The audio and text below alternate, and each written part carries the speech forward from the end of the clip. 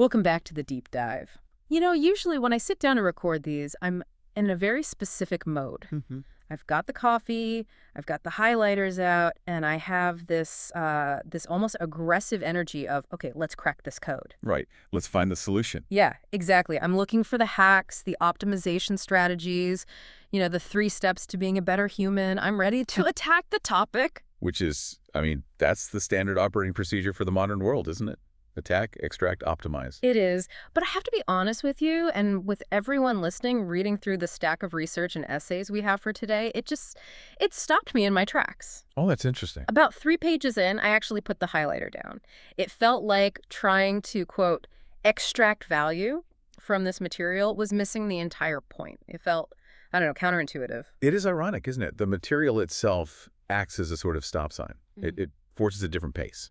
It really, really does. So I want to set the scene for you, for the listener, right now. If you're currently rushing or you're multitasking, or maybe you're just holding your breath trying to get to the next thing in your day. Which is most of us, most of the time. It is. Maybe just for this hour, you can put that down. Because the vibe of the research we are diving into today is not about adding to your to-do list. It is not about 10 steps to a better you. No.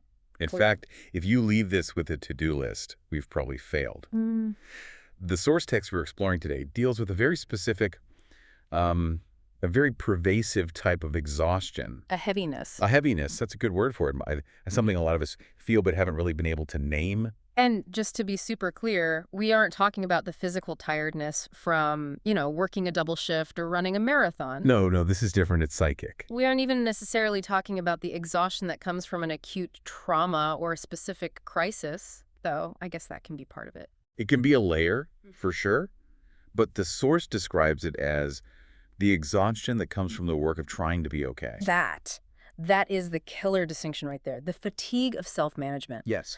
That phrase self-management, it hit me right in the gut. Because I do this. I think most people I know do this. I have this internal checklist running constantly. Constantly. Am I healed yet? Am I regulated? Did I handle that conflict with perfect emotional intelligence? Am I breathing from my diaphragm? It's like there's a little project manager in my brain with a clipboard constantly auditing my existence. And that manager is expensive. Expensive how? Energetically speaking. That constant self-monitoring, that auditing you're talking about, it burns a tremendous amount of glucose. It keeps the system in a state of high alert. It's a background process that never, ever sleeps. So, okay, the mission for today's deep dive is to look at the difference between healing as it's been sold to us, as an industry, or as a goal and understanding, which the source argues is something entirely different. Fundamentally different. And the core premise here is, it's wild and frankly, a little scary to think about. The source suggests that the pressure to heal is actually what's keeping us from feeling safe. Now, hold on. I have to push back on that immediately because we are told by therapists, by books, by Instagram gurus that we need to heal in order to be safe. If I'm broken, I'm not safe. You're saying the pressure to heal is the threat. Precisely. The source argues that this exhaustion we all feel isn't a personal failure. It's not because you aren't trying hard enough. It is the predictable biological outcome of turning your own well-being into a requirement. Into a job. Into a job. And a job implies a boss. And a job implies you can get fired. And it implies performance reviews. Yeah. So today, we are going to try and remove that demand. We want to unpack why working on yourself sometimes triggers the exact survival systems you are trying to calm down. Okay, let's get into the weeds of this because I think for a lot of us, the idea of healing is almost sacred. It really is. It's kind of the secular religion of our time. We want to be better. We want to grow. But the source makes a really interesting distinction about the history of this concept. It says healing wasn't always a job. No, it absolutely wasn't. If you look at the etymology or even just the biological reality of, say, tissue repair, healing was never meant to be a standard you had to meet. It was a consequence. A consequence. Walk me through that. What do you mean by consequence? Okay, think about a physical wound. Let's say you get a deep cut on your arm. You, as the conscious agent, you don't do the healing. Right. I can't will it to heal. You can't command your cells to knit together faster. You can't force coagulation. You cannot micromanage the platelets. I can stare at it, but that won't help. Actually, staring at it might make me stress out more, which probably slows it down. Right. Your role is purely environmental. You clean the wound, You put a bandage on it, you protect it from infection, you provide safety, you reduce the pressure on that limb, and then it gets it. The body does its thing. The body heals itself. Healing is the result of safety and time. It is what happens naturally when the conditions are right. So in a biological sense, healing is passive, or at least involuntary. It's involuntary. It's an emergent property of a safe system. But in the modern world, and especially in the self-help world, we've completely flipped that. We've turned it into an active verb. I am healing. We have inverted the entire process. We've linguistically and culturally shifted healing from a biological process into a measurable objective. It's become a project. Project you. Project you. Wow. And here is where it gets so problematic. As soon as you turn something into a goal, you introduce the concept of evaluation. Evaluation, that's the clipboard I was talking about. That's the clipboard, and evaluation is inherently binary. If there is a goal, there is, by definition, a possibility of failing to reach that goal. So if my goal is be less anxious, and I wake up anxious... Then you have failed. Oof. In the eyes of that internal manager, you have failed the assignment for the day. You start checking your progress. Am I better than I was last week? Why did I get triggered by that comment today? I thought I dealt with this. That is constant evaluation. It's exhausting just listening to it. It is. And the source makes a critical point here that connects this directly to the nervous system. Evaluation implies risk. Because if I evaluate myself and I come up short, then what? I'm failing at being a human being? To your nervous system, yes. Yeah. You have to remember, the nervous system, our survival mechanism, is very, very old. It doesn't understand nuanced concepts like constructive criticism or quarterly performance reviews. Right. It's not sitting in a corporate meeting. No. It cares about two things: safe or threat, belonging or exile. That's it. So when I treat my internal state like a project with deadlines and milestones, I'm essentially bringing a threat into the system. You are introducing risk into the very place you are trying to make safe. You are bringing a clipboard and a grading rubric into your own sanctuary. That is such a vivid image, the clipboard in the sanctuary. It's like you're trying to meditate, you're trying to process a difficult emotion, but there's this little guy in the back of your head just checking boxes. Are you mindful yet? Are you letting go? No, you're not letting go, right? Hurry up and let go. Hurry up and relax. It's the ultimate paradox, isn't it? But it explains so clearly why so many people feel worse the harder they try to get better. I really want to drill down on that paradox, because logically, in my conscious mind, I know I'm doing the work to help myself. My intention is good. Of course. I want to work on my anxiety so I can be a better partner, a better parent, a better friend. Why doesn't my body get that memo? Why does it treat my self-improvement plan like a tiger in the bushes? Because the gap. Big gap. The gap between where I am and where I should be. When you say, I need to work on my anxiety, what your nervous system hears is, there is a problem.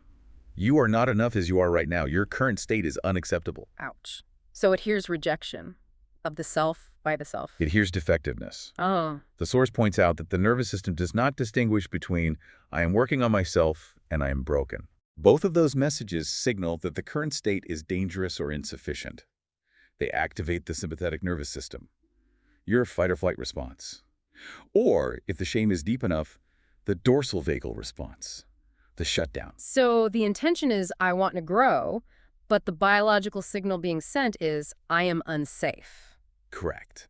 And for a system that has been shaped by inconsistency, maybe you had a chaotic childhood or you've been through a lot of stress and unpredictability, expectation doesn't feel motivating. No, it feels terrifying. It's just destabilizing. We live in a culture that loves high expectations, right? We think they drive performance. But for a traumatized or exhausted system, expectation feels like a threat. Because expectation creates a condition. I will be okay if I meet this expectation. Exactly. I am safe when I am healed. I am lovable when I'm regulated. So until you reach that imaginary finish line, you are keeping yourself in a state of low-grade emergency. You are withholding safety from yourself until the work is done. But the work is never done. That's the catch-22. If you're a human being, you're always going to have stuff. There's no done. And that is the exhaustion. You are running a marathon where the finish line keeps moving. Every time you think you're getting close, you find a new trauma to uncover, a new trigger to manage, a new attachment style to fix. This explains so much. It explains why you can go to therapy, read all the books, do the breath work, and feel more burnt out than when you started. Because you're not resting. You're running a marathon of self-correction. You are constantly monitoring the machine to see if it's broken. And the source gives us a great list of what healing currently means to most people. If you just ask someone on the street, what does a healed person look like? What do you think they'd say? Oh, they'd probably say someone who is calm, someone who doesn't yell, someone who doesn't get their feelings hurt easily, someone who is regulated. That's the big buzzword right now. Right. Becoming calmer, reacting less, needing less from others, which, I mean, on the surface, those all sound like great things. They do. I want to be those things. Are you saying those are bad goals? Not bad goals at all. But they are wonderful outcomes. And here is the critical shift the source asks us to make. When we make those outcomes into prerequisites. Into the rules. Yes. When we say, I must be calm to be okay, or I must not react to be valid, the system feels monitored. And here is the key takeaway from this section. If you remember nothing else from this whole deep dive, monitored systems do not relax. They perform. Monitored systems do not relax. They perform. Wow. That hits hard. It reminds me of being at school, when the teacher stands right over your shoulder while you're taking a test. Yes. You might be writing the answers, but you are not thinking clearly. You're performing intelligence. You're terrified. Exactly. And performance is the opposite of safety. You cannot be truly deeply safe if you are busy proving that you are safe. This leads us right into one of the most beautiful and honestly kind of mystical metaphors in the source material. It talks about the moon. Now, for the listener, we're not talking about astrology just yet. So we will get there. The source uses the moon as a symbol for a specific part of the human psyche. Right. It's a poetic device, but it maps beautifully onto what we might call the limbic system, or the inner child, or even the id in a Freudian sense. So it's the nonverbal part? It's the nonverbal part. The moon represents that tender, darker, quieter part of our psyche. The part that isn't logical. It doesn't have language. It just feels. It's the part of you that cries in movies, or gets a bad vibe from a stranger for no reason, or just wants to curl up in a ball and disappear for a day. Yes. The irrational but deeply true self. It's the undomesticated part of you. And the text says something profound. When healing becomes something you must show something you have to prove, either to the world or just to yourself, the moon withdraws. It hides. Why? Why does it hide? Because that inner self, that moon, never learned safety through performance. Think about your own life, or just human development in general. Yeah. When a child have to perform, to be the good kid, the easygoing one, the straight-A student, does that child feel safe? Or do they feel like they're under immense high-stakes pressure? High pressure, totally. I felt like I was walking on a tightrope. If I slipped, the love might go away. Or at least the approval, which felt like the same thing. Exactly. The moon learned survival through effort. It learned that being good was a survival tactic, not a natural state of being. It was a job. It was a job. So if you, as an adult, start treating your healing like another performance, look how mindful I am, look how well I communicated my boundaries, the moon looks at that and says, oh, here we go again. More dancing. More dancing for approval. It interprets the work as just another survival demand. And it is so tired of effort. It's tired of jumping through hoops. So if you come at your inner self with a clipboard and a healing plan, that inner self is going to retreat further into the shadows. It doesn't trust the clipboard. That explains a specific frustration I've had, and I'm sure others have too. Sometimes when I try the hardest to fix a behavior like, okay, I am going to stop procrastinating, or I am going to stop being jealous, it feels like that part of me just digs its heels in, it gets louder. That's the moon rebelling against the demand. It's saying, you don't get to manage me out of existence. You need to hear me. You're approaching yourself like a colonial power approaching a native territory. You're trying to civilize your own emotions. And the emotions are rightly revolting. Civilizing your own emotions. That is a powerful way to put it. Okay. So if the clipboard approach, the healing as a job approach, is causing all this exhaustion and this internal withdrawal, what is the alternative? Because we can't just do nothing, right? We can't just let our trauma run the show and hurt people. No, of course not. The source proposes an alternative. And it's deceptively simple. It suggests that the antidote to the exhaustion of healing is understanding. Understanding. I have to play the skeptic here again. I just need to understand. It sounds passive. It feels like it lacks teeth, Right. If I have a flat tire, understanding the tire doesn't inflate it. And that's our cultural bias speaking. It really is. We are a culture that thinks doing is powerful and seeing is weak. But the text makes a really strong case for why understanding is actually more biologically potent than fixing. So let's look at the characteristics of understanding versus this idea of healing. Okay, let's break it down.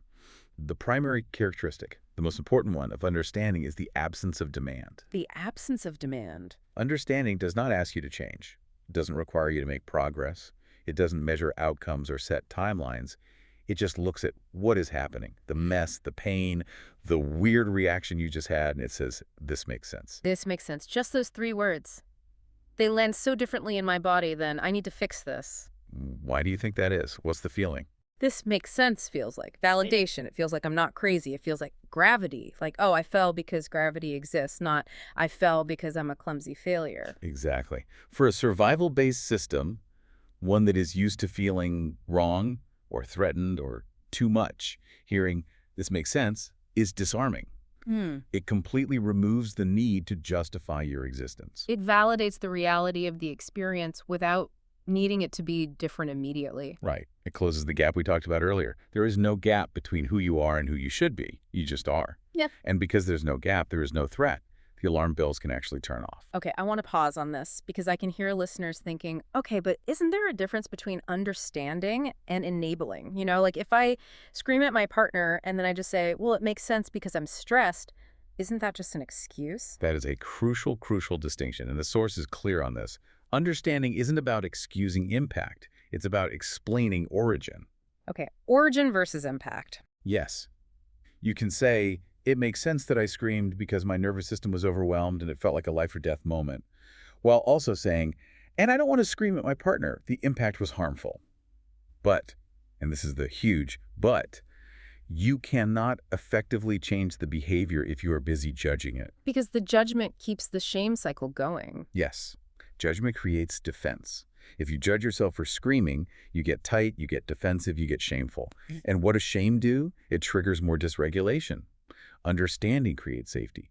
And you can only learn new behaviors from a place of safety. You can't learn when you're being attacked, even by yourself. This brings up a really nuanced point the source makes about meaning versus intention. Because I think a lot of us intend to be gentle with ourselves. We don't wake up in the morning thinking, you know what, I'm going to shame myself today. No, we usually have very good intentions. We want to be happy. We want to be good people. But the nervous system doesn't speak intention. It speaks meaning. Can you break that down? What's the difference in this context? Okay, let's say your intention is to do daily affirmations to build your confidence. That's a kind intention, right? Sure. So you stand in the mirror and you say, I am strong, I am worthy. Sounds positive. I've done it. A lot of people have. But if the underlying meaning, the subtext, the energy behind the words is you are actually pathetic and you need to fix your self-esteem right now or you'll never be loved. Ooh. The nervous system picks up on the meaning. It ignores the nice words and hears the threat. It hears the desperation. It hears the desperation behind the words. Yes. It hears, we are in danger of being unlovable. If the meaning behind your self-care is, you should be different by now, the nervous system hears, you are still not safe. But the meaning of understanding. The meaning of understanding is, of course. Of course this happened. Of course you feel this way, given what you've been through. Of course you are defensive. You were attacked for years. Of course. That phrase feels like a warm blanket. It shifts the entire physiological tone. It stops the internal war. And this leads to that mysterious phenomenon the source mentions, where people gain a new insight and they feel a physical relief, a loosening, even if nothing in their external life has changed one bit. Yeah, let's talk about that, the mystery of insight. I have felt this. I've read a book or listened to a deep dive like this one, and suddenly I understand why I do something weird. Maybe I realize I people-please these because my dad was really volatile. I haven't stopped people-pleasing yet. I literally just had the thought. But suddenly my shoulders drop 3 inches, my jaw unclenches. Why? Nothing's fixed. That is the reduction of internal conflict. Internal conflict, that constant battle between I am this way and I shouldn't be this way, is a massive source of tension. It burns a lot of energy. The source uses the analogy of driving with the parking brake on. And understanding releases the brake. Yes. When you reach a place of understanding, you replace that conflict with coherence. You aren't fixed, but you make sense to yourself. You are no longer a random collection of broken parts. You are a logical system with a history. Coherence. I like that word better than closure. The source contrasts those two. We hear that word closure a lot. I need closure. Humans are obsessed with closure. We want the book to end. We want the chapter to be over and done with. But the source argues that what we actually crave deep down is coherence. We want to feel that our reactions belong somewhere, that our life followed an intelligible path, even if it was a painful one. The source mentions astrology here, which I thought was really interesting. Even if you aren't into horoscopes at all, the source uses it as an example of a coherent system. Right, and we don't have to debate the validity of star signs to see the utility of the structure. What does a system like astrology or Myers-Briggs or the Enneagram offer people? It offers a map. It says, you are built this way, and that fits into a larger pattern. It says you aren't a weirdo, you're a Scorpio. It's laughing. Exactly. Or you're an Enneagram 4. It categorizes the chaos. It makes it make sense. Coherence calms the system because it removes the terror of randomness. It says there is a pattern here. And pattern recognition to the human brain is safety. So if we're moving away from fixing and toward understanding, the source gives us a really cool visual for this. It talks about the direction of movement, upward versus lateral. This is a great visualization. Healing, in the modern industrial sense we've been talking about, is almost always framed as upward movement. We are climbing, we are transcending, we are rising above our lower selves, we are becoming high vibe. Which implies that where I am right now is low. It's a basement. It's bad. Exactly. Upward movement implies hierarchy. It implies that there is a better place to be, and you are not there yet. And that creates risk. The risk of falling, the risk of not climbing fast enough, the sheer exhaustion of fighting gravity. Okay, so what is lateral movement? Understanding creates lateral movement. It's moving sideways. It's widening your scope. It's about integrating what is already there. You aren't trying to rise above your anger. You are expanding your awareness to sit next to your anger. I love that. No hierarchy, no judgment, just mapping the territory you're already in. It's the difference between trying to climb a sheer mountain face, which is exhausting and scary, and just walking around the field you are already standing in. You're making a map. Oh, there's a big rock here. That's my anger. And there's a little stream over here. That's my grief. And the survival system trusts lateral moves. It does, because lateral moves don't threaten its current state of existence. You aren't trying to kill off the bad parts of you. You're just acknowledging they are there. It's a much less aggressive, much safer approach. Now, I can hear the skeptic in the back of the room. Maybe some of our listeners are thinking this. Okay, this all sounds nice and cozy, but isn't just understanding kind of lazy? Isn't it just a way to avoid doing the work? Isn't it just bypassing? Can I just understand my trauma and then never have to deal with it? That is the most common fear. It's a valid one. We are terrified that if we stop pushing ourselves, we'll become stagnant. We've been taught that self-aggression is the only fuel for change. But the source argues the exact opposite. How so? It says that understanding is what creates the container where real feeling, real processing becomes possible. Right. You can't force a feeling. You can't command yourself to grieve on a Tuesday at 2 p.m. You really can't. Think about all the practices we use to heal: deep meditation, intense breath work, somatic experiencing, trauma processing. They all demand presence. They ask you to be with the feeling. But if you don't have understanding first, if you haven't given yourself permission to have that feeling in the first place, then that presence is forced. It's like trying to hug someone who doesn't want to be touched. It feels like an invasion. Exactly. It's invasive. It's another demand. So understanding is the permission slip. It says it's safe to feel this, and then the feeling can actually happen and move through you. Precisely. And regarding the idea of bypassing, the source makes a brilliant point. It says that many standard healing approaches actually are a form of bypassing the moon. They try to use will, cognition, discipline, and logic to override the emotional self. I will just affirm my way out of sadness? That's bypassing the sadness. It is. You're trying to jump over the feeling to get to the healed state on the other side. But understanding reaches the moon because it doesn't ask the moon to do anything. It acknowledges what happened. It sits with the sadness and says, I see you. You make sense. That isn't bypassing. That is the deepest form of connection. This reminds me of the section on healing language. I think this is going to resonate with a lot of people. The source lists these common phrases that we think are helpful, that we see on motivational posters, but can actually be huge triggers for people with developmental trauma. Things like calm down, don't overreact, just let it go. Choose happiness. Choose happiness, that one always gets me. Or you're too sensitive. Yes. These are phrases many of us heard as children. They are phrases of invalidation. They tell the child, your internal reality is wrong. It's inconvenient for me. Change it to make me comfortable. And now, as adults, we use this therapeutic healing speak to do the same thing to ourselves. We say, I need to regulate, but what we often mean is, I need to shut this reaction down right now. Exactly. We dress it up in fancy therapy words, but the energetic command is the same. Stop feeling this. The source points out the profound irony that even when delivered kindly as self-help, these messages emphasize control and suppression. Whereas understanding is the opposite. Understanding never says calm down, it says I see why you are agitated. And that difference, that validation, allows the agitation to actually move through rather than getting stuck and suppressed. It removes the resistance. When you push against a feeling, it pushes back. That's just physics. When you understand a feeling, you stop pushing, and often that's when the feeling finally dissolves on its own. This also touches on the morality of healing, this idea that being healed is good and being triggered is bad. It's a binary trap. Progress versus stagnation. Success versus failure. Healing frameworks often introduce this moral binary, whether they mean to or not. Yeah. But understanding removes morality entirely. How so? In the lens of understanding, a reaction is no longer bad. It is contextual.